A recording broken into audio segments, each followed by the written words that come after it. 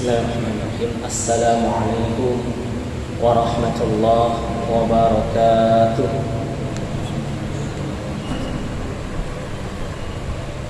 Alhamdulillahilladzi arsala rasulahu bil huda wa dinil haqq liyudhhirahu 'ala dini kullihi wa kafaa billahi shahidan. Asyhadu an la ilaha illallah wahdahu la syarika lah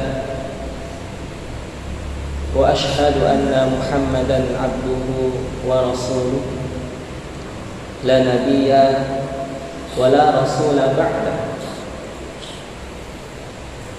Allahumma salli wa sallim wa barik ala nabiyyina Muhammadin wa ala alihi wa ashabihi wa man tabi'ahum bi ihsanin ila yaumiddin. Amma ba'd. Qala Allah ta'ala fi kitabihil karim ba'da a'udzu billahi minasy syaithanir rajim. Ya ayyuhalladzina amanu taqullaha haqqa tuqatih wa la tamutunna illa wa antum muslimun. Wahai orang-orang yang beriman, bertakwalah kepada Allah Subhanahu wa ta'ala dengan sebenar-benarnya takwa, dan janganlah kalian meninggalkan kehidupan dunia ini kecuali dalam kondisi muslim, dalam kondisi berserah diri kepada Allah Subhanahu wa ta'ala, dalam kondisi iman kepadanya dan beribadah kepadanya. Qala aidan wal asri innal insana lafi khusr. Sesungguhnya setiap manusia ini berada dalam kerugian, siapapun dia.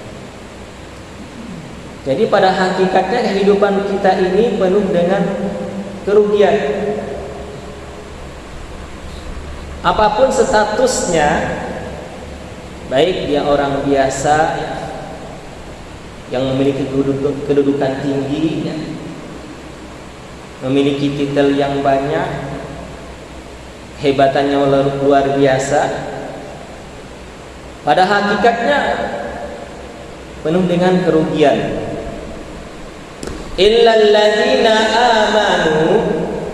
Kemudian Allah Subhanahu wa ta'ala mengecualikan bahwa kehidupan kita ini akan tidak menjadi kerugian bagi kita apabila kita memenuhi syarat yang Allah jelaskan dalam surat dan ayat ini. Yang pertama, yang tidak akan mengalami kerugian dalam kehidupan ini adalah syarat yang pertama, beriman kepada Allah Subhanahu wa ta'ala. Maka bersyukurlah kita yang masih diberikan hidayah oleh Allah Subhanahu wa ta'ala dengan iman yang masih ada pada diri kita. Dan keberuntungan orang yang beriman ini tidak sampai hanya beriman, karena iman saja tidak cukup. Karena kita mengatakan yakin percaya Allah yang menciptakan kehidupan, Allah yang memberikan rezeki, Allah yang mengatur segalanya. Tidak hanya sampai di sana, tanpa apa yang Allah jelaskan selanjutnya, wa amilus sholihat, maka iman ini harus dibarengi dengan amal soleh. Dan amal soleh inilah bukti dari keimanan kita kepada Allah Subhanahu wa ta'ala. Karena belumlah sempurna iman seseorang ketika hanya mengucapkan asyhadu an la ilaha illallah wa asyhadu anna Muhammadar Rasulullah. Dia yakin percaya Allah yang menciptakan kehidupan ini, tapi tidak menjalankan perintah Allah. Mengaku Islam, bersyahadat, tapi tidak menjalankan ajaran Islam. Maka Allah mengatakan wa amilus shalihat, dilanjutkan dengan amal soleh. Amal soleh ya segala sesuatu yang kita kerjakan dan itu menjadi kebaikan bagi kita dan juga kebaikan bagi orang-orang di sekitar kita. Yang kebaikan bagi kita misalnya ibadah makhluk yang kita kerjakan. Kemudian kebaikan yang mungkin bukan hanya untuk kita, ibadah ghairu makhluk yang kita kerjakan. Kemudian Allah pun melanjutkan di antara karakter orang yang tidak akan merugi dalam kehidupan dunia ini.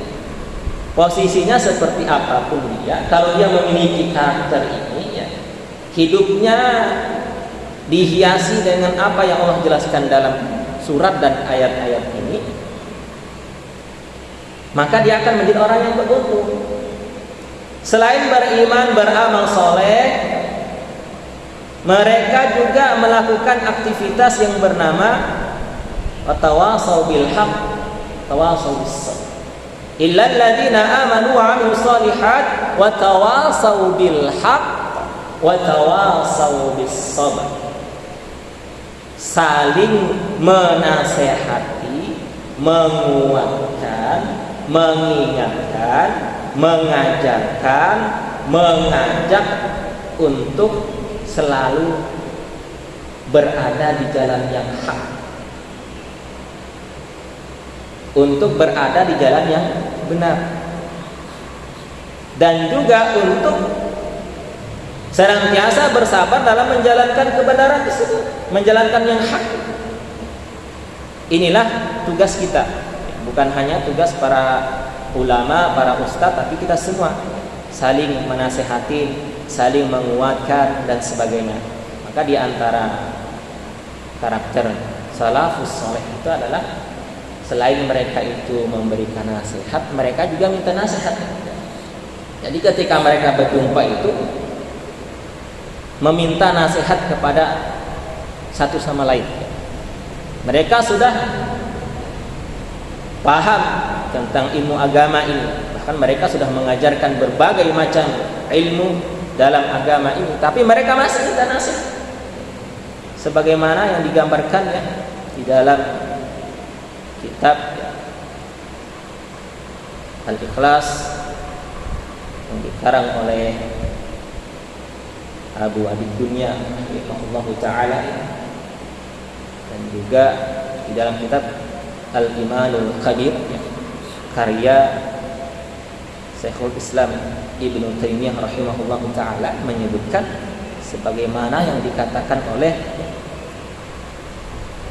Sufyan bin Uyainah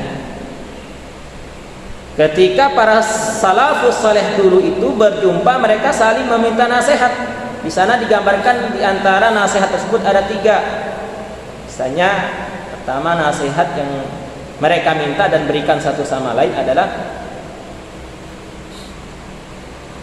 barang siapa yang memperbaiki hatinya, barang siapa yang sibuk memperbaiki hatinya, maka Allah ya akan memperbaiki apa yang ada di luar hatinya. Barang siapa yang sibuk mengurus batinnya, maka Allah akan mengurus lahirnya. Artinya apa? Artinya ya seseorang yang selalu berusaha untuk memperbaiki diri, menata hati, sehingga lupa ya, terhadap ya, keburukan-keburukan orang lain, dan karena itulah Allah memperbaiki lahirnya. Kemudian nasihat yang selanjutnya dituliskan di sana adalah barang siapa yang memperbaiki hubungan dengan Allah, man aslaha ma bainahu wa bainallah aslahallahu ma bainahu wa bainan nas. Barang siapa yang memperbaiki hubungan dengan Allah, memperbaiki salatnya, memperbaiki puasanya misalnya, memperbaiki zikirnya dan sebagainya, hubungan dengan Allah diperbaiki dengan sebaik-baiknya, maka Allah akan memperbaiki hubungannya dengan sesama manusia. Maka kalau misalnya kita punya persoalan ya, dengan rekan kerja, ya, dengan pimpinan, ya, dan sebagainya. Maka yang kita lakukan pertama adalah perbaiki hubungan kita dengan Allah. Misalnya perbaiki sholat kita. Bukankah Allah mengatakan aqimis sholat, inna sholata tanha anil fahsya wal munkar. Dirikanlah sholat karena sholat itu mencegah dari perbuatan keji dan munkar. Dan tidak melakukan perbuatan keji dan munkar inilah yang menjadikan seseorang itu menjadi pribadi yang baik. Ketika seseorang itu memiliki kepribadian yang baik, maka secara otomatis orang-orang pun akan berbuat baik kepadanya. Ketika seseorang dihiasi hidupnya dengan akhlak yang baik, perbuatan yang baik, dapat dipastikan orang-orang di sekitarnya pun akan menjadi baik kepadanya. Berbeda ketika seseorang, ya, memiliki akhlak yang buruk, ya, misalnya suka menyakiti, ya, berbuat curang, dusta dan sebagainya, maka tentu orang-orang yang di sekitarnya tidak akan suka kepadanya. Secara otomatis hubungannya dengan manusia tidak baik. Tapi kalau dia memiliki kepribadian yang baik, karena salah satu tadi yang dilakukan adalah dengan mengerjakan sholat, sehingga menjadikan pribadinya baik, maka menjadi orang yang baik dan orang-orang pun akan baik kepadanya. Kemudian nasihat yang ketiga di dalam beberapa kitab yang kami sebutkan adalah barang siapa yang memperhatikan akhiratnya, memperbaiki urusan akhiratnya, maka Allah akan memperbaiki urusan dunianya. Barang siapa yang memperbaiki urusan akhiratnya, maka Allah akan memperbaiki urusan dunianya. Barang siapa yang segala sesuatu yang dia lakukan karena akhirat, maka Allah akan cukupkan kehidupan dunianya. Inilah nasihat yang diberikan ulama salafus soleh di antara mereka. Karena misalnya yang satu minta nasihat, yang satunya memberikan nasihat, dan ini juga ya, bisa menjadi nasihat bagi kita. Hadirin yang berbahagia rahimakumullah, alhamdulillah kita bersyukur kepada Allah Subhanahu wa taala.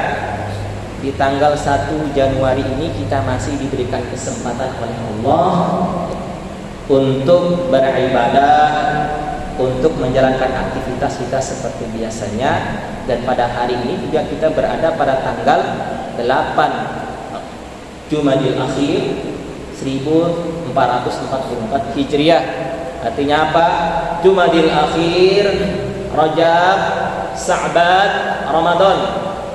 Tinggal 2 bulan lebih lagi kita akan menuju ke bulan Ramadan.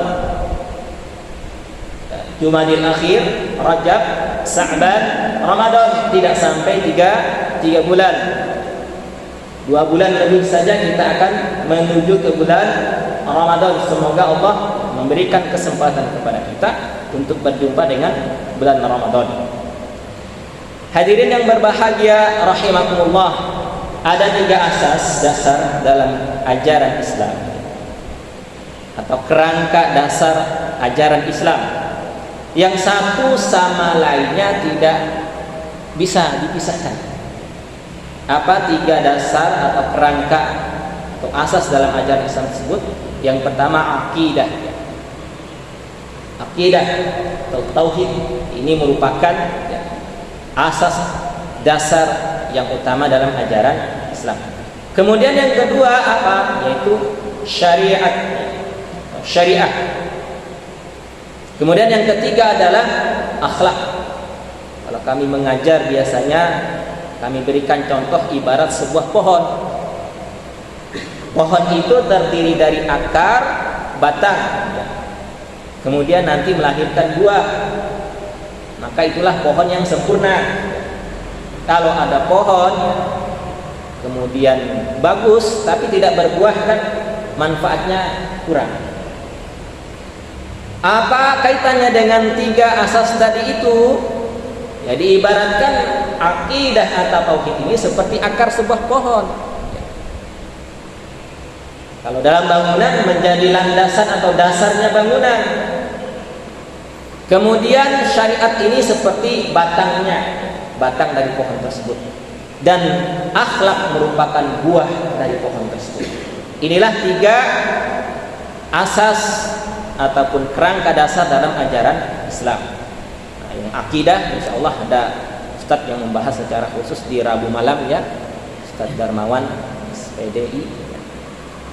Kemudian yang syariat, nah ini yang akan kita bahas nanti di antara salah satu aspek di bagian dari syariat. Akhlak juga ada beberapa ustadz yang menjelaskannya. Syariat ini nanti menurunkan yang namanya fikih ya.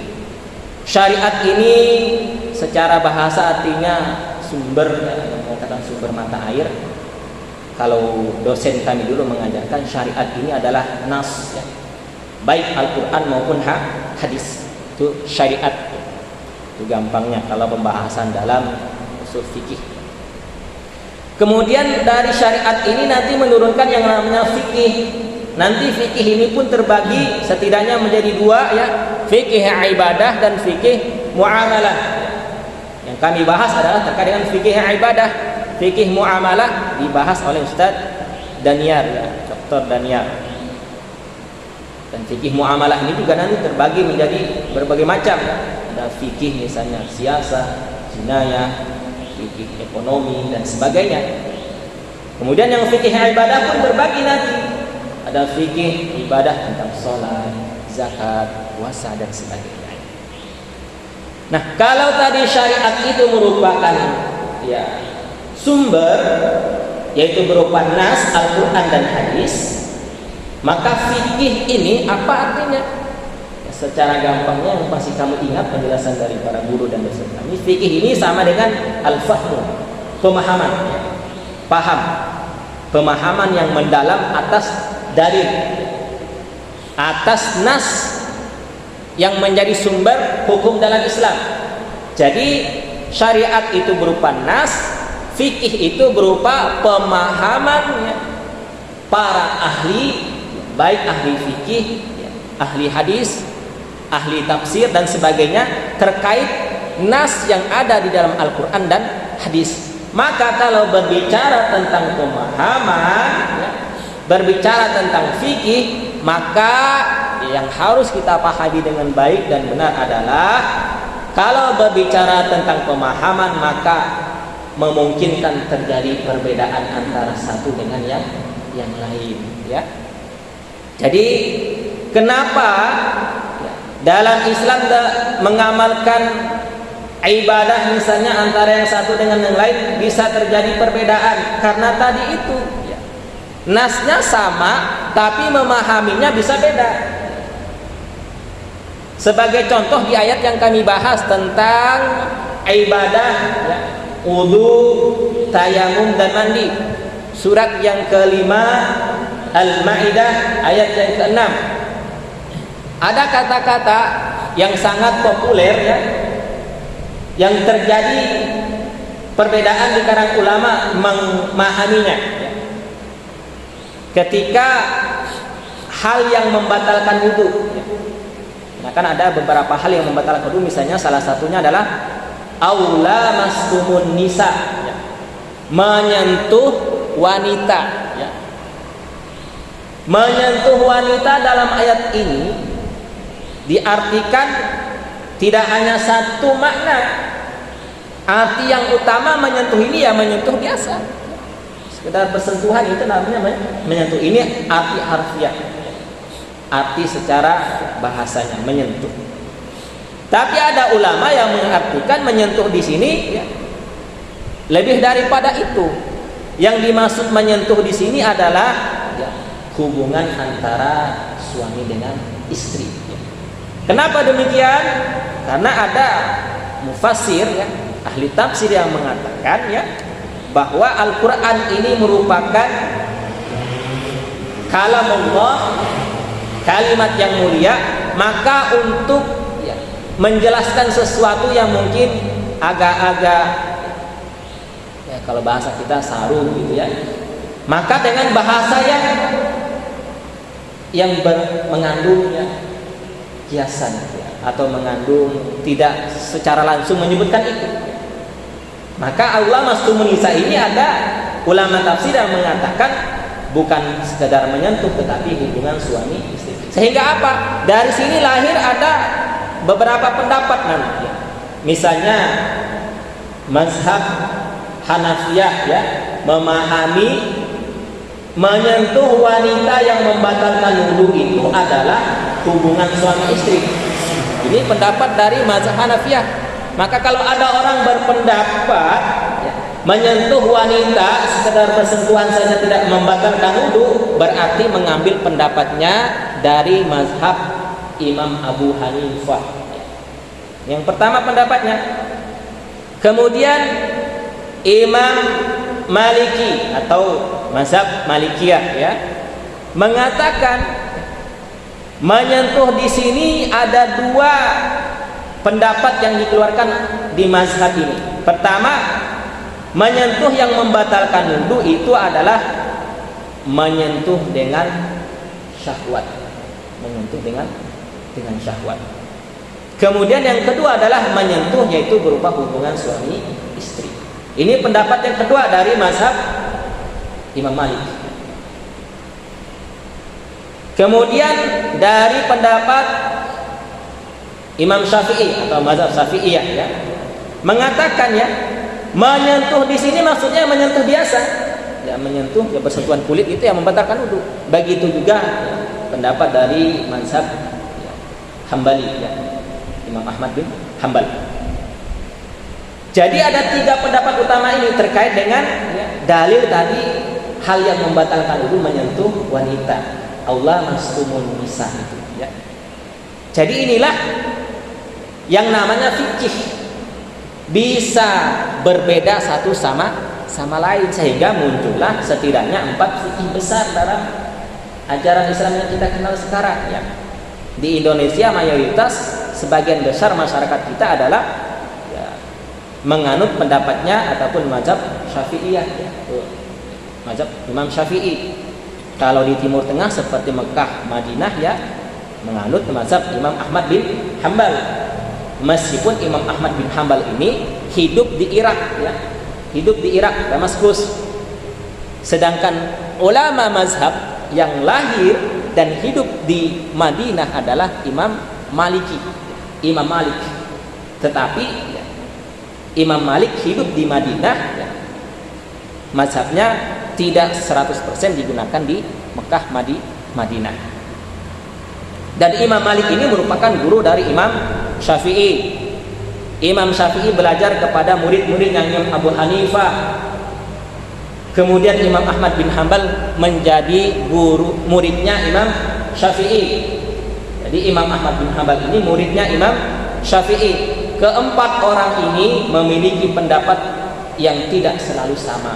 Ada beberapa pendapat yang berbeda dari keempat mazhab ini. Tapi luar biasanya ya, para ulama ya, imam empat ini tidak mencela satu sama lain ya. Beda tapi tidak mencela satu sama lain ya. Inilah akhlak mereka. Sehingga apa? Sehingga pendapat mereka ya, ilmu mereka sampai ke kita saat ini.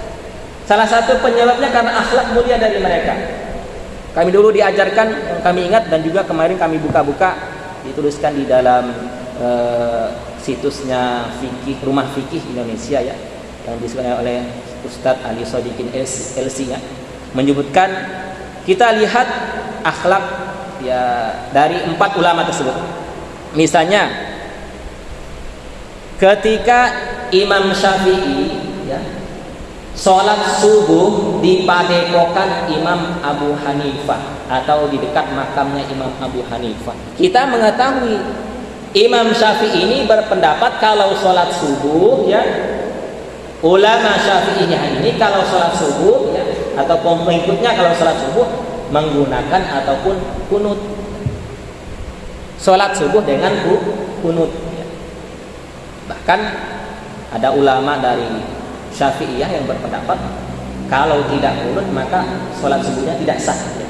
Ini sebagian ulama yang berpendapat, tidak semua ulama ya, dari kalangan Syafi'iyah yang berpendapat seperti itu. Nah, ketika sholat di padepokan Imam Abu Hanifah ya, Maka Imam Syafi'i ini sholat dengan muridnya ya, tidak kunut.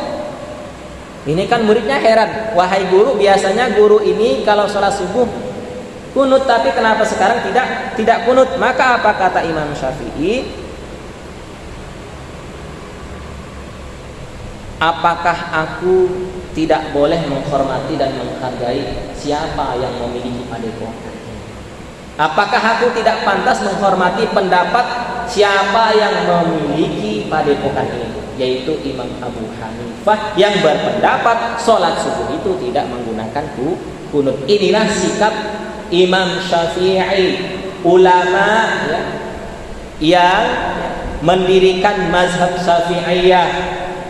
Sikapnya seperti itu. Kalau ada orang yang pengikutnya Imam Syafi'i, baru belajar tentang fikihnya Imam Syafi'i, sholat subuh yang tidak ada kunutnya, kemudian ulang lagi, perlu belajar kembali tentang sejarah Imam Syafi'i ya.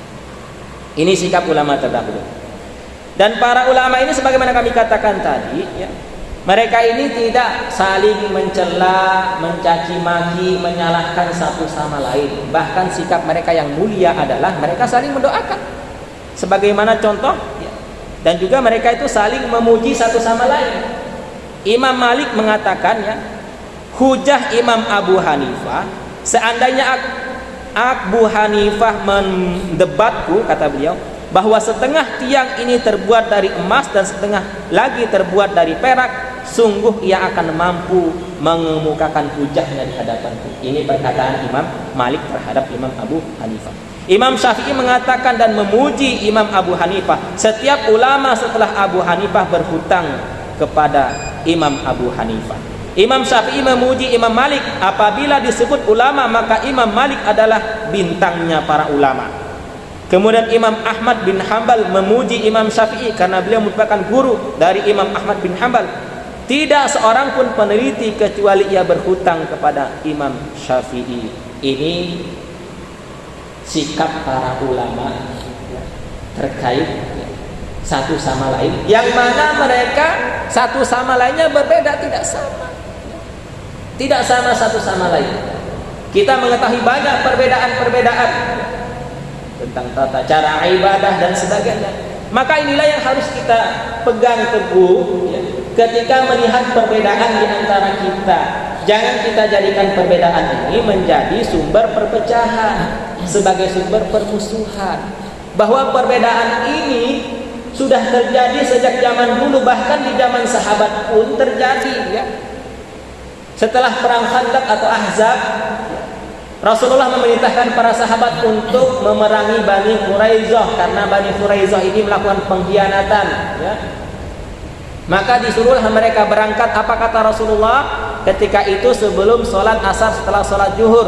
Rasul mengatakan, la yusalliyanna ahadukumul asra illa fi Bani Quraisyah.